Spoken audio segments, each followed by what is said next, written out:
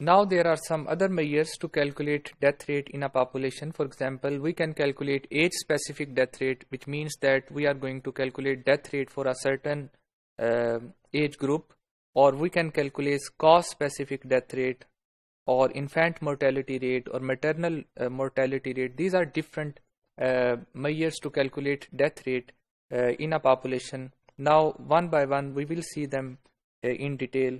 The first one is age-specific death rate. Age-specific death rate will calculate death rate for a certain age group. For example, the formula shows that we need to calculate the death rate among the people whose age is from 15 to 19 years. अब इसका जो formula होगा उसमें जो numerator में जो value होगी, जो शरह अमवात आपने कैलकुलेट करनी कि कितनी अमवात हुई हैं उन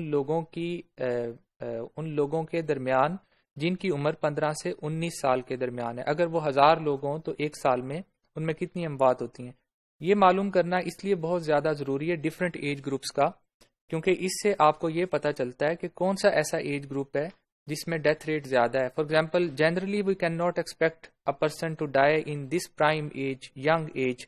तो अगर किसी मुल्क में यंग लोगों में शरह अमवात ज़्यादा हैं तो उसकी रीजंस को आइडेंटिफाई करके उसके लिए बेहतर पॉलिसी बनाई जा सकती है. So suppose number of deaths in age group 15 to 49 is 1050 and the total population of this age group is 236,472. So if you calculate, you will find the death rate in this age group, which is 4.4 deaths per 1000 people. So this is the interpretation of this measure. Similarly, we can also calculate or I can raise some questions. For example, can we expect same mortality rate between different age groups? क्या आप इस बात की तवक्का करते हैं कि जो मुख्तलिफ एज ग्रुप होते हैं एक पॉपुलेशन में उनमें मोर्टेलिटी रेट सेम होता है? ऐसी तवक्का नहीं की जा सकती, इनमें जाहिर है डिफरेंट होते हैं. The next question can be how calculating mortality rates for different age groups can be helpful for formulation of health policy. आप बच्चों के लिए कर सकते हैं, आप नौजवानों के लिए कर सकते हैं, बड़ी उम्र के लोगों के लिए भी किया जा सकता है. जो नेक्स्ट मेजर है that is known as cause specific death rate.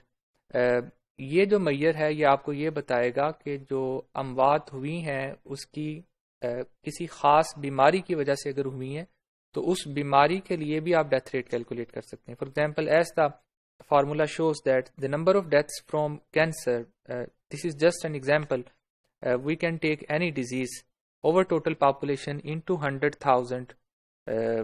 So for example, in 1996 in United States 1 lakh लोगों के दरमियान 205 अमवात ऐसी होती थीं जो कि कैंसर की वजह से यूनाइटेड स्टेट्स में होती हैं. किसी मुल्क में जाहिर है ये ज़्यादा होंगी, किसी में ये कम होंगी. We can also calculate the proportion of dying from a specific cause. For example, what percentage of people in the world are dying due to heart-related diseases? This is the real data taken from World Health Organization's website.